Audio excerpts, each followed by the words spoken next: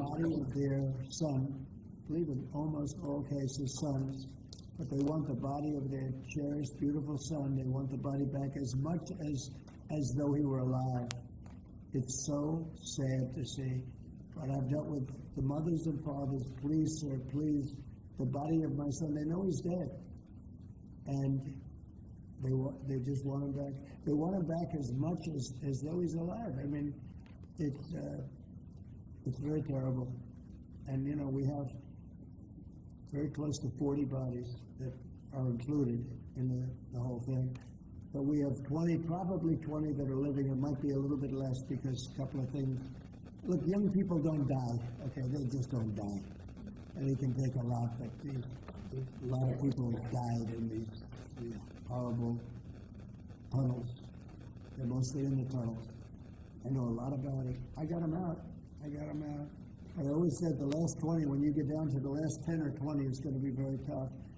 It's a nasty situation. You can't forget October 7th, but it's a nasty situation, terrible. Mr. President, on Gaza, the UN concluded this week that Israel committed genocide in Gaza. What are your thoughts on that? Well, I haven't seen that. I'm looking at it, but did anybody commit genocide on October 7th? What do you think about that? That was genocide at the highest level. That was murder, genocide, you can call it whatever you want. But little babies were chopped in half. Arms were cut off people, heads were cut off people. That's genocide. That's genocide also, I guess. Right? What do you think? Fee for that deal? What is that fee? Well, it hasn't been fully negotiated, but we'll get something from the standpoint that we worked hard. We put up a lot. We spent a lot of money on letting this come and letting this, it's a very, very big deal. It's a very powerful deal. And the United States really, I see it. I mean, people were saying, save TikTok, save TikTok. So many people. It's a big thing. And, China can be very proud that they were able to get that started. And so I very much appreciate President Xi's working with us on that. Very much.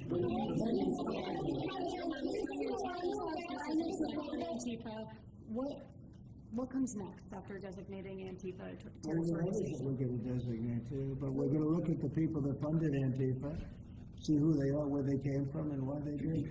Have you seen Portland at all? If you take a look at what's happening in Portland, it's, it has been going on for years. It's just people out of control. They're crazy. We're going to stop that very soon. We have to get rid of a couple of other problems first. We're going to get rid of the problems in Memphis where you can't even walk a block without getting shot. We're going to get rid of the problems in Chicago. Chicago is a great city. We have to save it. We have to save it. I told you I had the head of the Union Pacific Railroad in my office, and I said, so what do you think? You go to every city. You have railroads in you are the biggest railroad, beautiful railroad. He's a great guy. I said, what do you think? He said, sir, save Chicago. Don't let it go down. Save it. The way he said it was so meaningful to me. It was so like terrible. In a way, it was terrible. Save Chicago. Who would ever think that we'd be sitting here talking about saving Chicago? Chicago's a great city. They have a terrible mayor. Terrible. He's at like 5% approval rating. He's an incompetent person. They have an incompetent governor, in my opinion. He's incompetent. 11 people get shot, and he says crime is in a good track. I mean, they're losing 4, 5, 6 people a week, getting killed by bullets, by knives. And then he says how wonderful it is, Chicago. So, it might be wonderful for him. I think they're afraid. Look, he's not a stupid guy. I really believe they're afraid to say, politically, I guess, from an ideology standpoint, from a democratic standpoint, he is afraid to say the fact that they have a very unsafe, very dangerous city. He should say, I'm going to call President Donald Trump, and I'm going to ask him to send in the troops, to send in the National Guard and clean this hellhole up. Because Chicago can be a great city again. I'll tell you what, Washington, D.C. is a great place again. It's booming, and the restaurants are booming.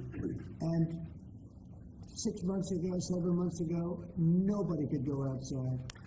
And even just walking around the White House, people here are thanking me for what I've done. They're thanking me. They're saying thank you. I almost know what they mean because they can walk to work. And even when they took Uber and they took other forms of transportation, they felt unsafe because the car was hijacked while they're in there. They take a car and it's being hijacked as they get into the car. And they did that for safety. And now we have a safe place. You know, we've taken 1,500 people out of career criminals have been taken out of Washington, D.C. And we weren't very nice about it. When you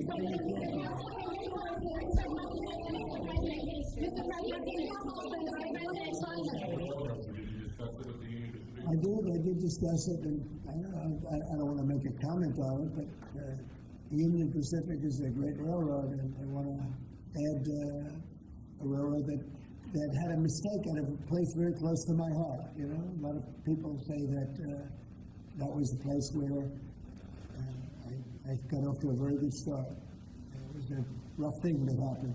Well, they're trying to buy that railroad that had the problem, and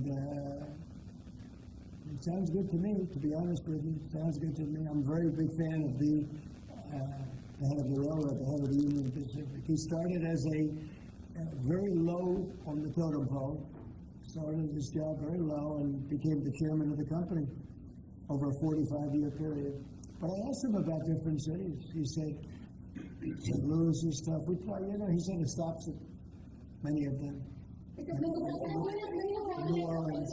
We have to save New Orleans. Mr. President, when are you going to get We're going to be going into New York, too. And we're going to be going in quiet. You're really obnoxious. I'm not obnoxious, but I'm trying to ask you, what about your plans You are for really Memphis? obnoxious. I'm not obnoxious, but I am asking, what are your plans for Memphis? Many people I'm not going to talk to you until I call on you.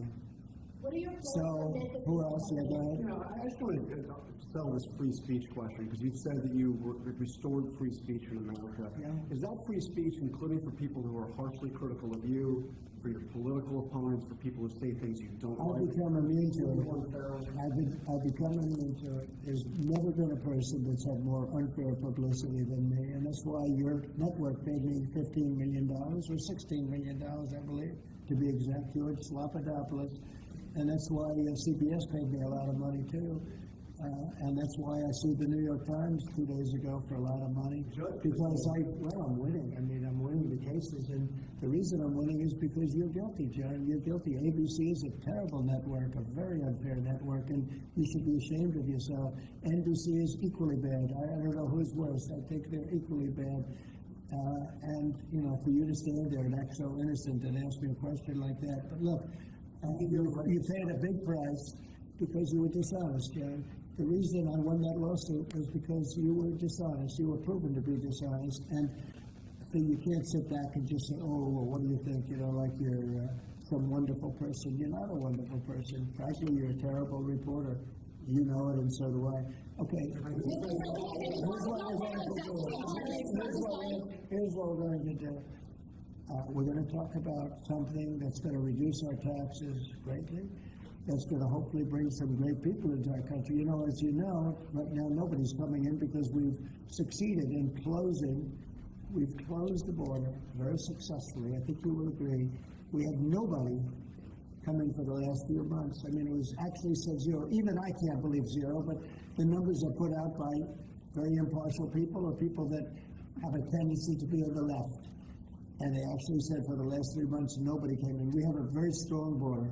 It's a closed border. People are coming into our country, but they're coming in legally. It's a beautiful thing to watch. But we are doing something where, rather than coming into the border, 25 million people came into our country during Biden.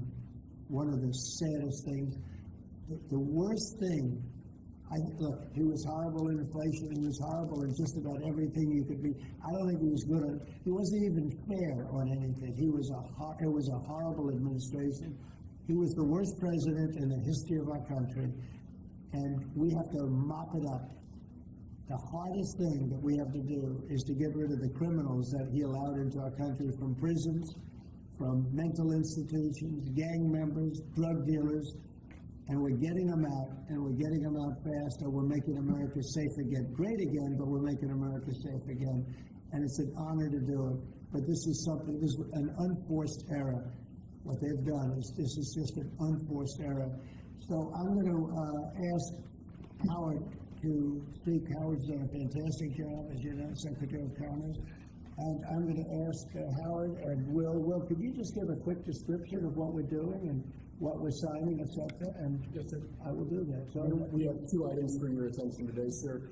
A major focus of your administration has been shifting the conversation and shifting the policy dynamics around the issue of immigration, closing the border, preventing illegal immigration, but also, as is the case with the executive order in front of you, opening new pathways for truly extraordinary people to come contribute to America instead of taking away from it. So this executive order is entitled the Gold Card. It will set up a new pathway, a new visa pathway for foreigners of extraordinary ability who are committed to supporting the United States for a payment of $1 million to the U.S. Treasury, or if a corporation is sponsoring them, $2 million by that corporation, and that will give them access to expedited visa treatment as part of this new Gold Card program. And one of the biggest problems we have is that people, they go to the best schools and they do great and they get great marks, and then they're thrown out of the country. You're not allowed to stay. This way, a corporation will be able, sort of like a signing bonus in baseball or football, a corporation will be able to get them to stay in the country. And I think it's going to be tremendously successful. Howard, would you say a few words about that? Sure. So historically, the employment-based green card program let in 281,000 people a year. And those people, on average, earned $66,000 a year on average, and they were 5 times more likely to go on assistance programs with the government. So we were taking in the bottom quartile, below the average American. It was illogical. The only country in the world that was taking in the bottom quartile. So what we are doing now is we are going to stop doing that. We're going to only take extraordinary people at the very top. Instead of people trying to take the jobs from Americans, they're going to create businesses and create jobs for Americans. And this program will raise more than $100 billion for the Treasury of the United States of America. Which we'll use for cutting taxes and paying down debt. We think it's going to be very successful. Essentially, we're having people come in, people that in many cases, I guess, are very successful or whatever, and they're coming in, they're going to spend a lot of money to come in, they're going to pay as opposed to walking over the borders, and they may come from jails, prisons, and everything else. These people don't. They're very productive people. And they're going to pay $1 million. The corporation is going to pay $2 million. And it's going to raise billions of dollars, billions and billions of dollars, which is going to go to reduce taxes, pay off debt, and other good things. So I think it's going to be very successful. Mr. President, What? big tax, are the big tax on board with this decision? You just What's going to, I wish you'd speak more clearly, I really do. Give it to me again.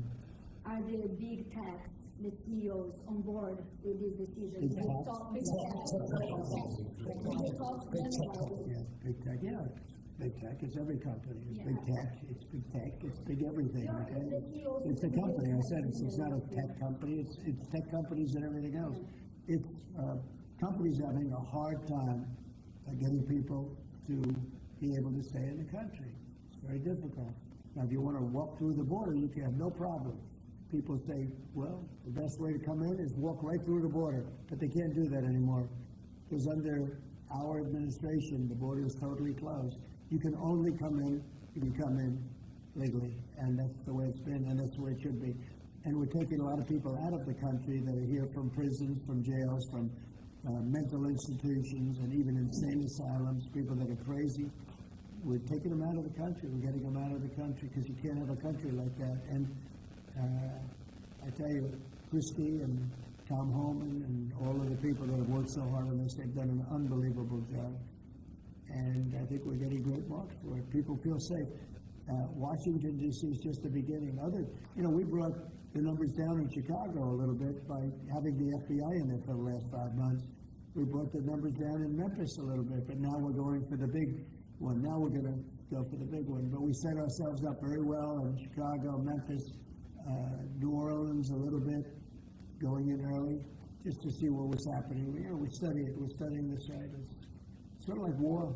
I mean, I hate to tell you, it's like war. Some of these people are really bad. They're really, really sick people. They're dangerous people. They're killers. They're murderers, drug dealers, and can't have it. You can't have a country like that. It's so beautiful to see at Washington, D.C., that people are walking down the middle of the street, and they're going to restaurants, and you are too. And half of you were mugged. I mean, I don't know if she's here now. I don't see her, but, you know, some people were badly mugged that were reporters. Two of the people right standing in the back of the room were mugged.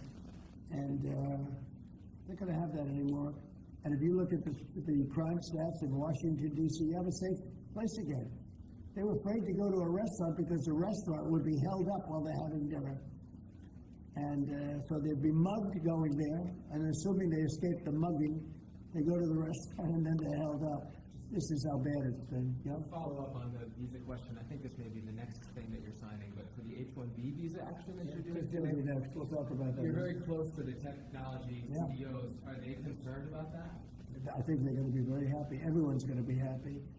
And we're going to be able to keep people in our country that are going to be very productive people. And in many cases, these companies are going to pay a lot of money for that. And they're very happy about it. Okay, we'll talk about that next, Sarah. Okay.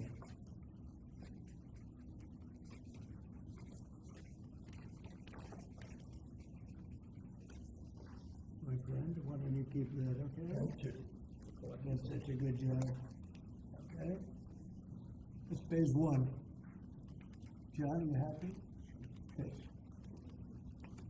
Okay, let's go. Thank you, Mr. President. One of the most abused visa systems in our current immigration system has been the H-1B non-immigrant visa program. This is supposed to allow highly skilled laborers who work in fields that Americans don't work in to come into the United States of America. What this proclamation will do is raise the fee that companies pay to sponsor H-1B applicants to $100,000. This will ensure that the people they're bringing in are actually very highly skilled and that they're not replaceable by American workers. So it'll protect American workers, but ensure that companies have a pathway to hire truly extraordinary people and bring them to the United States. We need workers. We need workers. We need great workers. And this pretty much ensures that that's what's going to happen. I think, Sean, do you agree with that? Well, they're $100,000 per year. So the whole idea is no more will these big tech companies or other big companies train foreign workers. They have to pay the government $100,000, then they have to pay the employee. So it's just not economic. If you're going to train somebody, you're going to train one of the recent graduates from one of the great universities across our land, train Americans, stop bringing in people to take our jobs. That's the policy here, $100,000 a year for H-1B visas, and all of the big companies are on board. We've spoken to them about the gold card. They love it. They love it. They really love it. They need it. Go ahead, Sean. Mr. President, it seems like there's two categories of visa programs. The H-1B, that a lot of people believe take American jobs, and then the gold card and programs like EB-5 that add value and jobs to America. Is that sort of how you look at the visa program? Well, ideally, look, if somebody's got the people, they're not going to want to spend $100,000 as an example in the second category. So it's not taking jobs. And we need certain jobs. We need certain skilled jobs that we don't have. But they won't be taking jobs because, you know, ideally the people aren't going to want to, they're not going to have. Investing in America and Right, creating that's jobs. right. So that's what I'm asking. They're really investing It seems like in you them. have two categories. One, the Secretary Letnick, the gold card and EB-5 that create jobs, add investment, and then there's other ones that seem to take, you know, whether it's a J-1 and O or H-1B that take U.S. jobs. Yeah, that's pretty correct. I would say that's a correct assessment. But the main thing is we're going to have great people coming in, and they're going to be paying. I mean, it's wonderful to say, oh, gee, we took in 25 million people that, look, many criminals, jails were opened from Venezuela, from many other countries, and they were let out of jail and poured into our country, our poor country, how it suffered with this stupid president that we had and the stupid people that surrounded him right around this desk, these liberal, crazy people that have destroyed, they could have destroyed. If we didn't win this election, our country would have been dead. Our country was dead. Think of it, and I've said this, the King of Saudi Arabia said, your country was dead 1 year. They thought it was dead. This country couldn't have survived another year of those people running it. And now we have the hottest country anywhere in the world. Think of that. And this is going to help. And we're taking in hundreds of billions of dollars. This will be taken in, the gold card will be taken in hundreds of billions of dollars. And companies will be able to keep some people that they need. You know, they need people of expertise, great expertise. And I think it's going to be a fantastic thing. And we're going to take that money and we're going to reduce taxes. We're going to reduce debt. We have a very, very strong country. Assuming everything works out great with the lawsuit that we have a lawsuit that's inspired by foreign countries that ripped us off for 25 years. But assuming we win that, we hopefully win it in the Supreme Court of the United States. We have a country that no stopping us. We're rich, we'll be rich, we can take care of poor people, we can take care of our military, we can take care of everything. We can take care of beyond the country, we can help take care of the world. That we don't just be the same struggle that we've had for years where other countries charged us tariffs and they ripped us off. Our country has been ripped off more than any country in the history of the world. And now we're doing what we have to do. We're taking in billions and billions of dollars at levels that nobody has ever seen, trillions of dollars. And we're using it to reduce debt, we're using it to reduce taxes. The great big beautiful bill is a big tax reduction. It's being paid for by the tariffs, and people are paying a lot less money in taxes. They're being, think of it, no tax on tips, no tax on Social Security, no tax on overtime. It's an unbelievable phenomenon. It really is. It's the golden age. We're making it the golden age. Without the tariffs, it would be impossible. And China, for years, charged us tariffs, and they continue to do it, and so do other countries. Most countries, they charge us. They were ripping. Look, the European Union, as you know, I get along very well with them, but they ripped us off so badly. Nobody's ever seen anything now. The European Union is paying us $950 billion, and they're paying us $750 billion to buy our energy, and they're okay with it. They signed the agreement. You know, it's not like anybody forced them to do it. They're okay with it. Tariffs are making our country very rich again, and we'll be able to take care of our debt. We'll be able to take care of our taxes, lower taxes. We'll be able to take care of Medicare, Medicaid, Social Security. We're going to be a rich country again. Without tariffs, we'd be in very big trouble. Do you want Europe to pay 100% tariffs to China? H-1Bs are sometimes used by people already in the country legally on other visas or student visas. Does this apply to them or to renewals, or does it only apply to people applying for the first time from abroad? Renewal, first time, the company needs to decide, do they want, is that person valuable enough to have $100,000 a year payment to the government, or they should head home and they should go hire an American. The whole idea is annual, and it's for total, it can be a total of 6 years. So $100,000 a year, so either the person is very valuable to the company and America, or they're going to depart and the company's going to hire an American, and that's the point of immigration. Hire Americans and make sure the people coming in are the top people. Stop the nonsense of letting people just come into this country on these visas that were given away for free. President is crystal clear. Valuable people only for America. Stop the nonsense. And remember, the country, To America. the country would rather not have to pay $100,000, but they'd rather, how do you do that? You hire Americans. So there's an incentive to hire American. But there may be instances where it's better off doing through expertise or whatever it may be. But they're both unbelievable, whether it's a gold card or anything else that we talked about today. And that includes talking about freedom of speech, because our country has been decimated by bad people, very bad people, people that love crime. They love crime.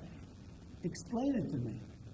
They don't want to have our military go in and save lives. But when you go and ask the people, do you mind having the National Guard come in med safety, they look at the questioner like, what's wrong? What kind of a stupid question is that? Of course they do. We're going to have a safe country again. We're not going to have people shot. 11 people shot. Think of it. In Chicago, over a period of 6 or 7 weeks, 55 people were murdered. And then you have a governor saying how wonderful it is. It's not wonderful. It's very unsafe. There's not a place in the world. You go outside, you go to Afghanistan, you go to different places all over the world that you hear about. It's 20% of what's happening in places like Chicago. And you think of them as unsafe. Mexico City, Mexico City is a tough place, dangerous place. The crime rate is lower. Think of it. What's happening to our country? We're not going to let it happen. And I think I got elected largely for that reason. So we're going to have a safe country again. We're going to have a great country again.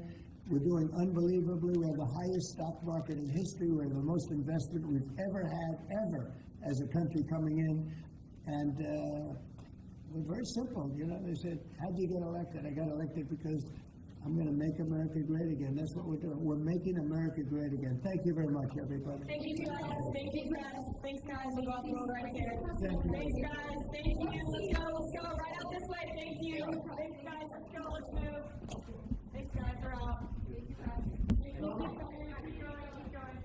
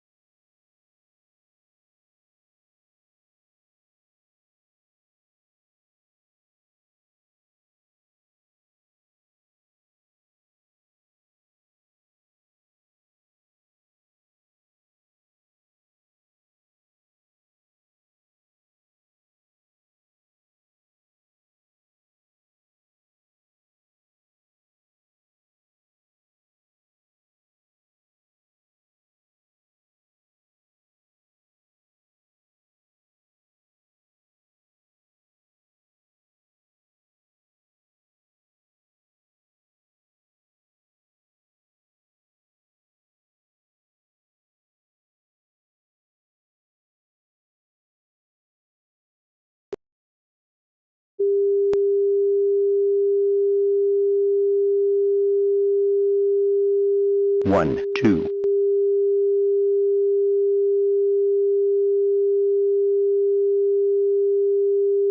One, two.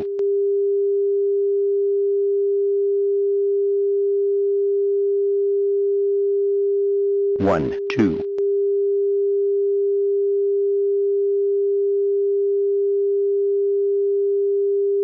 One, two.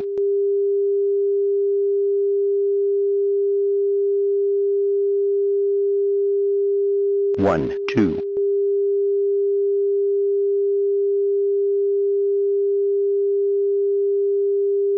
One, two.